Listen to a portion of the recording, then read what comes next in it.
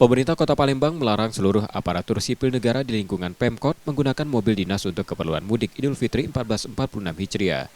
Larangan tersebut merujuk pada surat edaran Komisi Pemberantasan Korupsi yang menegaskan kendaraan dinas hanya boleh digunakan untuk kepentingan pekerjaan.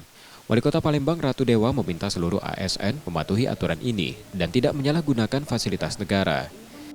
Sebagaimana kebiasaan-kebiasaan sebelumnya, biasanya pertama ada edaran dari KPK yang tidak boleh sama sekali. Terus nanti ada juga edaran dari Kementerian Dalam Negeri.